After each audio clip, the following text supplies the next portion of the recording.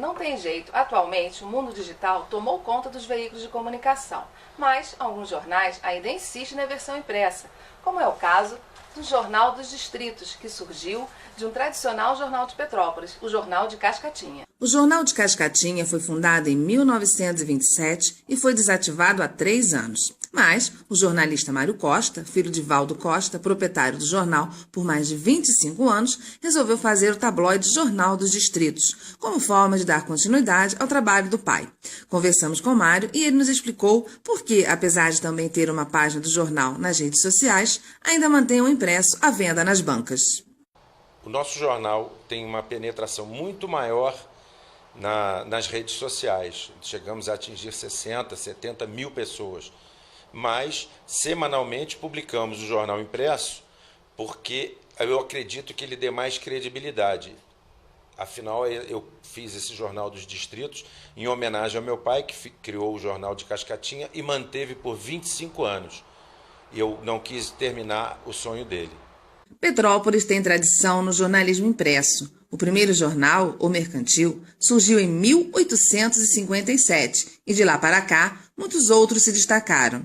A cidade também viu surgir as primeiras revistas coloridas. Quem pode nos contar melhor essa história é Joaquim Eloy, vice-presidente do Instituto Histórico de Petrópolis. Petrópolis, quando após passar a cidade, em 1857, o Bartolomeu Pereira Sodré, que passou a pertencer à Câmara dos Vereadores, ele que era português da Ilha da Madeira e estava aqui em Petrópolis, ele resolveu criar um jornal petropolitano, porque o que havia eram jornais do Rio, o Jornal do Comércio, o Diário do Rio de Janeiro, que eram jornais de maior circulação naquela época no Rio e circulavam em Petrópolis. Então ele quis fazer um jornal petropolitano para Petrópolis. Então ele instalou a gráfica dele e a redação lá no Alto da Serra, na chegada de Petrópolis, instalou assim a sala dele, as máquinas impressoras e lançou o Mercantil, que foi o primeiro jornal aqui de Petrópolis e foi, sem dúvida, também um dos primeiros do estado do Rio de Janeiro e da região serrana principalmente, né? E esse Mercantil, ele lutou muito pelas causas da cidade e ele também sendo vereador, ele depois foi presidente da Câmara, ele tinha esse cuidado de defender a cidade. Mas é claro que a coisa foi evoluindo, ele não conseguiu manter o Mercantil e ele transformou-se na Gazeta de Petrópolis, passando para outros donos. Isso então já nas 2 últimas décadas do século XIX. Século XIX? Século XIX. Então, no princípio do século XX, surge a Tribuna de Petrópolis. A Tribuna de Petrópolis, que já fez 100 anos e tudo. A Tribuna de Petrópolis começou primeiro semanário, porque os jornais eram semanários. Era uma vez por semana, no sábado ou no domingo.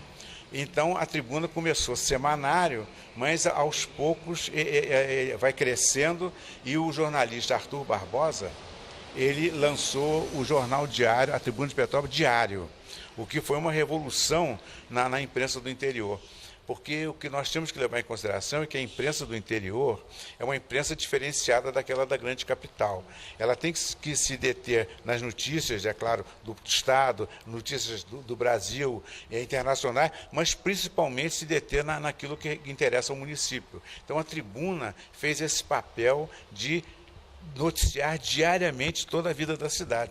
E é hoje realmente um repositório da cultura petropolitana daquele tempo, né?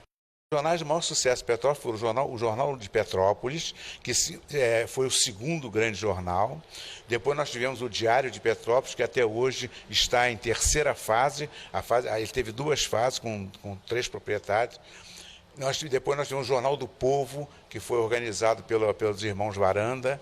Tivemos o Jornal de Cascatinha, do João Dias Carneiro, lá em Cascatinha. Esse era semanário, o Jornal do Povo e os outros eram todos diários, né? Nós tivemos o Estado do Rio, que foi criado por um jornalista do Rio, o Queiroz Júnior. todos os colégios de Petrópolis tiveram jornais, o Colégio São Vicente, o Colégio São José, o Colégio Santa Isabel, eles todos tiveram seu jornal, mas eram jornais assim mensais, às vezes eram semestrais, mas noticiavam. A universidade, quando foi criada, ela criou no Diretório Acadêmico o seu primeiro jornal, que eu tive a primazia de ser o criador e o diretor desse jornal, que era o Áquila. E que depois, quando eu me formei, continuaram, mas depois o diretório também foi extinto e não teve mais.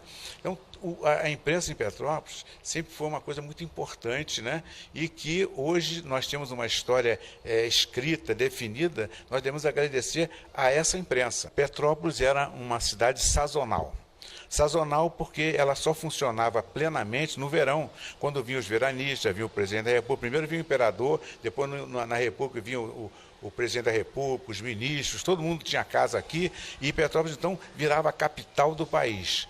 E sendo assim, muitos veranistas que conheciam revistas e gostavam da imprensa, resolveram criar revistas. E uma das revistas mais importantes, ela chamava-se Verão em Petrópolis. Só saía no verão. Quando os veranistas chegavam, apanhava-se um jornalista aqui para ser o diretor, ele dirigia aquela fase do Verão em Petrópolis e dava uns 3, 4 números, assim, de janeiro a abril, e depois, no ano seguinte, voltava o Verão em Petrópolis. Então, era uma revista que retratava a sociedade local, quem estava por aqui, quem subiu, quem desceu e tal. Tinha até uma coluna, o Verão em Petrópolis tinha uma coluna muito interessante, um termo horroroso hoje. Ele hoje é horroroso, mas naquela época era normal, chamava-se trepando.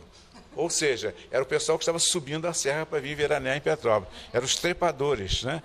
O jornal mais antigo em circulação na cidade imperial é a Tribuna de Petrópolis.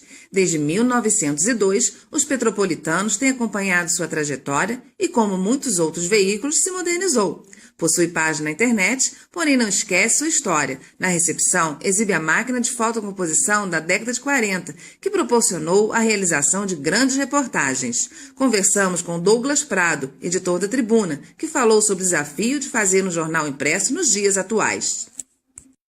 Na verdade, você tem nas redes sociais aí um instrumento, uma ferramenta importantíssima, poderosíssima de transmissão de informações.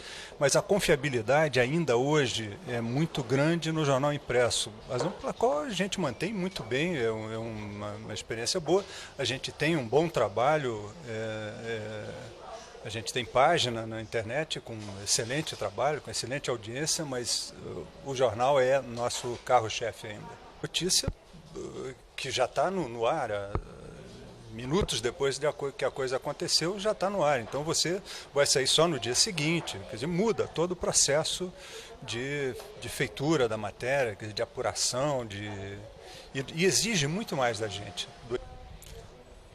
É interessante isso, porque o público... O leitor do jornal impresso não é exatamente o mesmo que lê nas redes sociais. Assim, pelo hábito, enfim, no dia a dia.